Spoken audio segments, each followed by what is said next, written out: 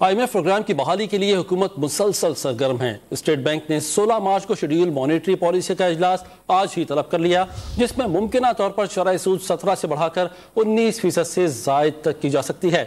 शरह सूद में मुमकिना इजाफे पर सनतकारों और सरमायाकारों ने शदीद तहफ़्फ़ुज़ात का इजहार करते हुए खबरदार किया है कि इस इक़दाम से सनती पहिया जाम होकर रह जाएगा।